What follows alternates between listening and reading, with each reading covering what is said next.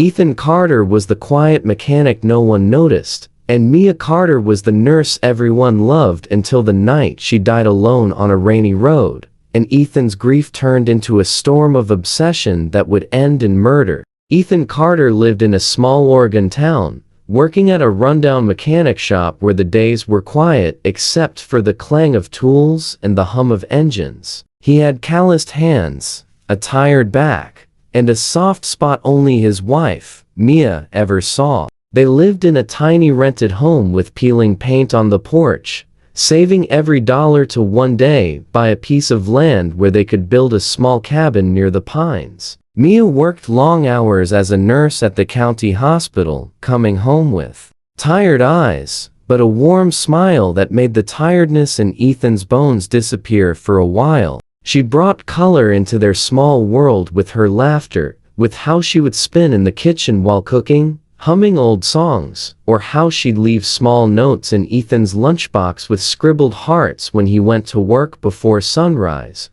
But, on a cold November night, Ethan's world ended in a single phone call. They told him Mia's car had been found near the woods just outside town, crashed into a tree, and that she didn't make it. The words didn't make sense when he heard them. Distant noises muffled underwater. He dropped the phone, ran outside, and drove in the dark, headlights cutting through the mist as he found the flashing lights and the tape marking the place that would haunt him forever. Her small blue car was crushed in the front, glass shattered. Like frost on the dirt, they wouldn't let him get close, telling him it was over, that there was nothing to do. The coroner said it was instant, but Ethan's mind screamed, unable to accept that the warmth of Mia's laughter was gone forever, replaced by the cold earth of a roadside ditch. The days that followed were a blur of funeral arrangements, hushed voices, and casseroles left by neighbors who didn't know what else to do. Ethan stared at her photo, still expecting her to walk through the door at any moment, calling his name, telling him it was all a bad dream. But every room in the house felt colder, emptier, filled with shadows that stretched across the walls at night. In the corner of Mia's room, her dresses still hung with the faint scent of her perfume, and her shoes remained by the door as if she might return to wear them again. The police closed the case quickly, calling it an accident, another tragic death on the slippery roads of November rain. But Ethan couldn't let it go. It didn't make sense to him that Mia, careful and always alert, would lose control. When he saw her body for the last time, he noticed faint bruises on her arms, marks that didn't look like injuries from a seatbelt or the crash. He remembered how her purse was missing, her phone gone, and her keys nowhere to be found. When he asked the officers, they shrugged, telling him it was common for items to scatter during accidents, that wild animals sometimes drag things away. But Ethan felt something deeper, a pull in his chest that told him the truth was hidden. Beneath the quiet explanations in the sleepless nights that followed, Ethan began writing down every detail he could remember from the day she died, every word Mia had said the week before, and every odd moment that now felt like a warning. He turned Mia's room into a shrine of notes, with scribbled pages taped on the walls and maps pinned with red marks where he retraced her steps. His co-workers noticed how he no longer smiled, how his eyes seemed distant, fixed on something only he could see. They tried to get him to talk, to take him out for a drink, but Ethan was already gone, lost in the search for answers. Only, he believed, were there. The house that once felt warm with Mia's laughter became a place of restless footsteps and sleepless nights, where Ethan began to transform into someone he no longer recognized, all in the name of a love he refused to let die with her. Ethan's days blended into each other, each morning starting with a cold cup of coffee as he sat at the kitchen table, staring at the pages in his notebook. He tracked every shift Mia worked in the weeks before she died, tracing her steps on the map he pinned to the living room wall, trying to find the missing pieces the police refused to see. He began reading her old journals late at night, hoping to find something, anything, that could explain what led to that night. Each page carried pieces of her neat handwriting describing patients she cared for, moments of exhaustion, and small notes about the kindness of strangers who brought her flowers after a hard shift. But scattered between these pages, Ethan found things that froze him. Short, scribbled sentences where Mia mentioned a strange feeling that someone was watching her when she left the hospital late at night. How she felt a car following her once, but it disappeared before she could see the plates, and how she came home once with her hands shaking, locking every door and checking the windows before trying to smile it away.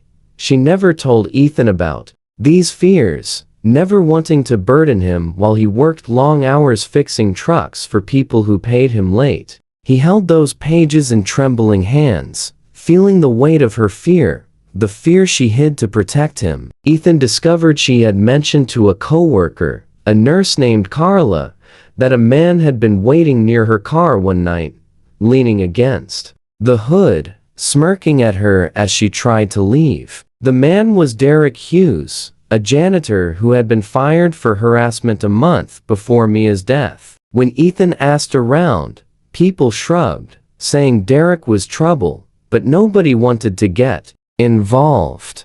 Derek still lived on the edge of town, in a trailer surrounded by old tires and rusted metal, living off small jobs and the fear he could instill in others with his sharp grin.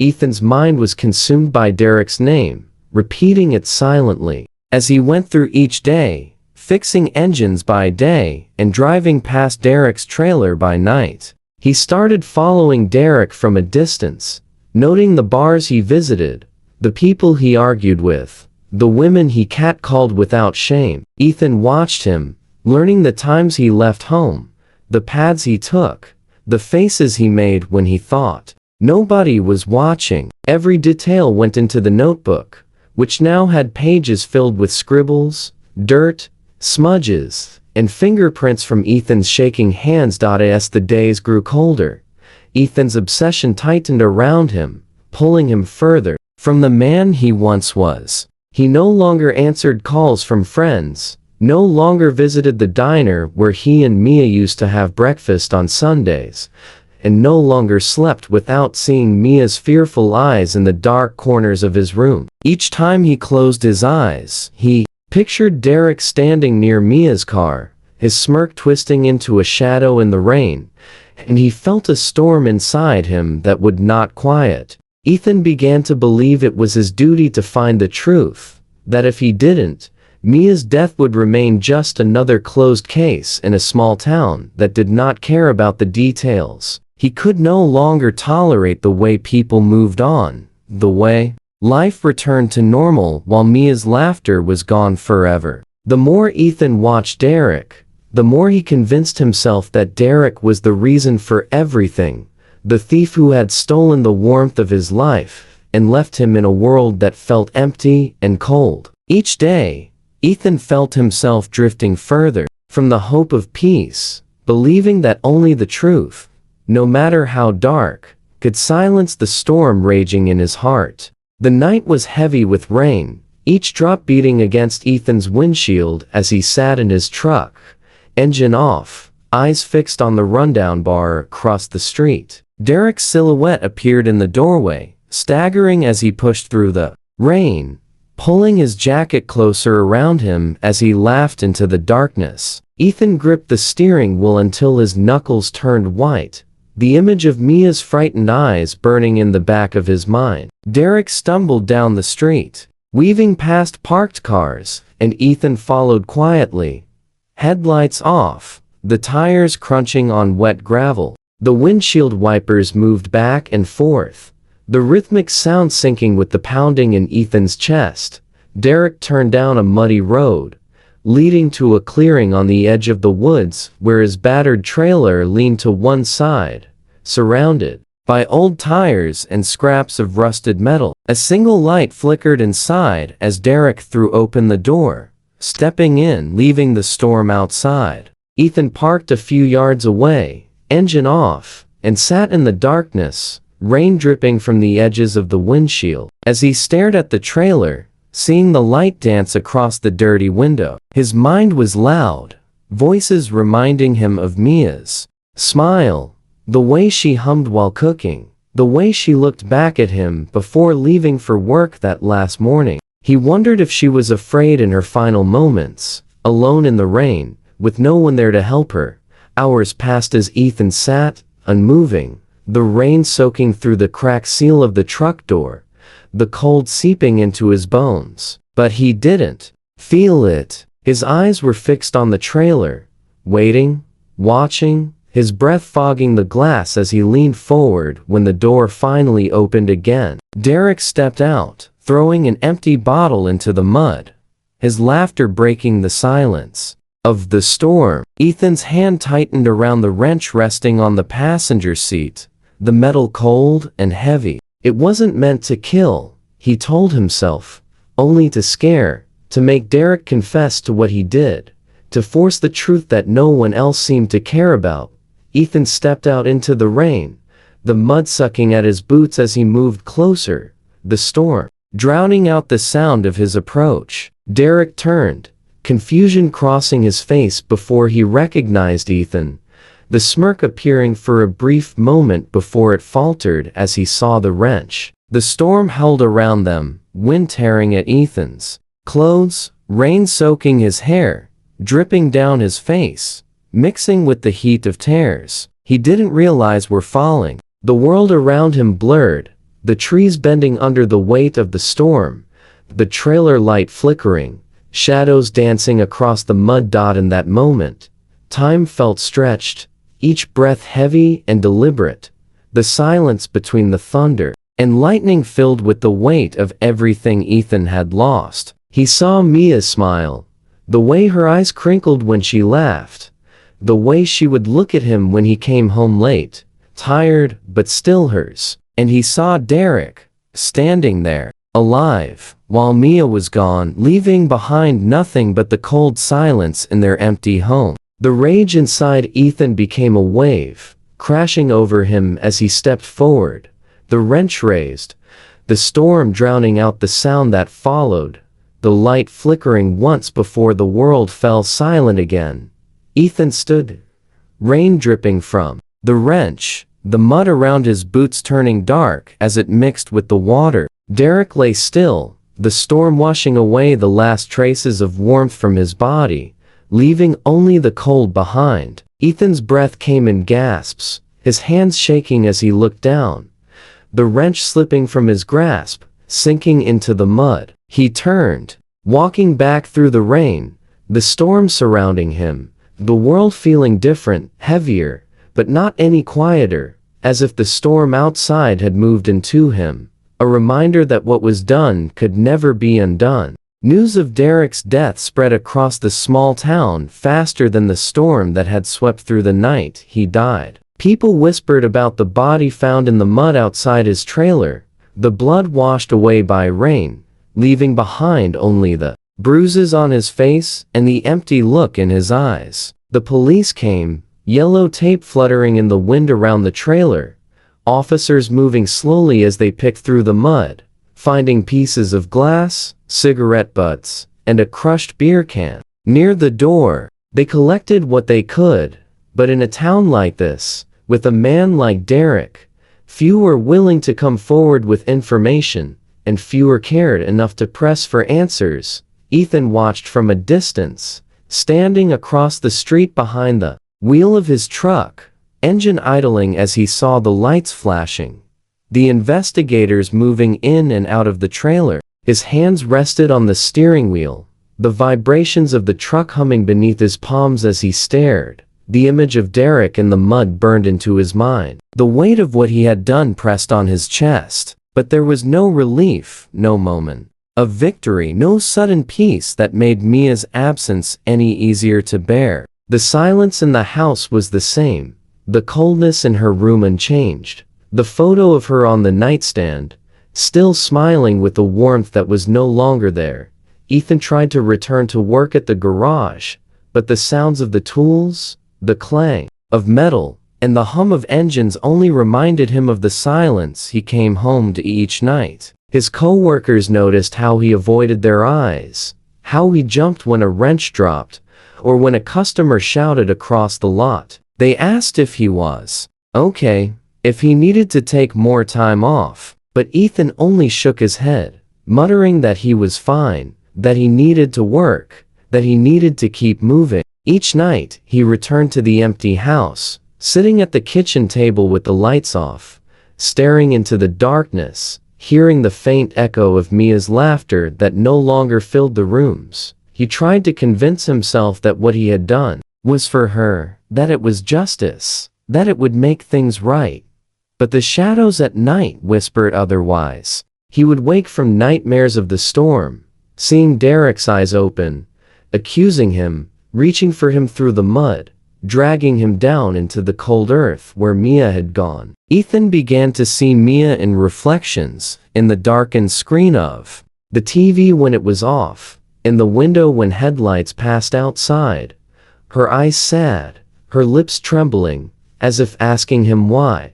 The town moved on quickly, as small towns often do, finding new gossip and new tragedies to discuss over coffee and cigarettes. But the investigation did not end, even if the interest of the townspeople did. A muddy wrench was found near the riverbank days later, rusted and stained, with fingerprints that did not wash away with the rain. Whispers began to circle around the mechanic who had lost his wife, the man who had begun to look like a ghost in his own skin, who drove out late at night and sat in his truck for hours, staring at nothing.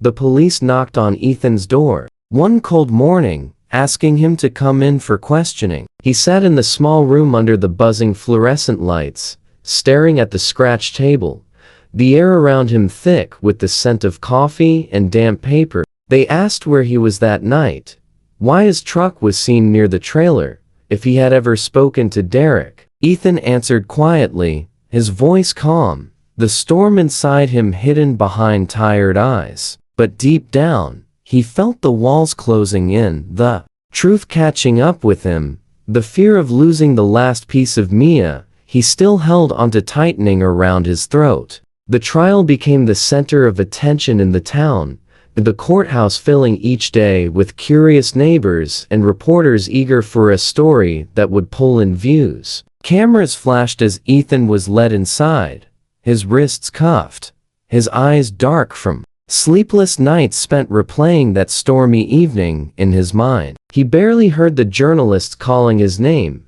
asking if he really did it for his wife, if he had anything to say to the world that was watching him fall apart. Ethan only looked down, holding on to the memory of Mia's laughter, reminding himself that he had once promised to protect her, to keep her safe in a world that had proven to be cruel. The prosecution laid out the evidence piece by piece. The muddy wrench, the fingerprints that matched Ethan's, the witness who had seen his truck parked near Derek's trailer the night of the murder. Ethan's notebooks were found during a search of his home, each page covered in obsessive scribbles, routes traced on maps, notes about Derek's movements, lists of bars and times, and dates that detailed the last months before the storm. The pages were displayed in the courtroom, each one a piece of Ethan's mind laid bare before strangers, proof that his grief had become an obsession, proof that he had been hunting Derek long before the night the rain fell. Ethan did not speak during the trial. He did not stand to defend himself, did not explain to the court how the silence of his home had become unbearable, how each breath he took felt like betrayal while Mia's voice faded in the corners of his mind. He sat quietly, hands folded, eyes fixed on a crack in the wooden table, blocking out the prosecutor's words.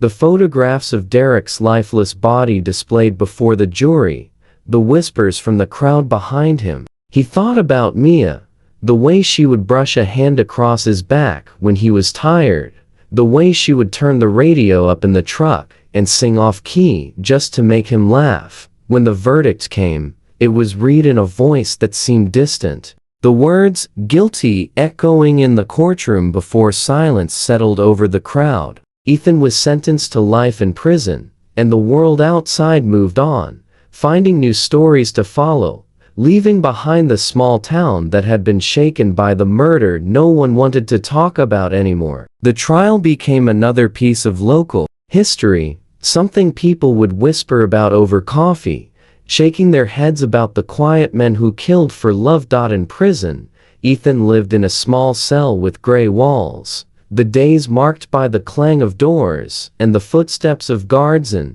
the halls. He kept a single photograph of Mia on the metal shelf above his bed, talking to it softly each night when the lights went out, telling her how much he missed her, how sorry he was that he could not keep his promise to protect her without losing himself. The whispers of regret haunted him in the darkness, the memory of Mia's eyes mixing with the image of Derek in the mud, reminding him of what he had done and what it had cost.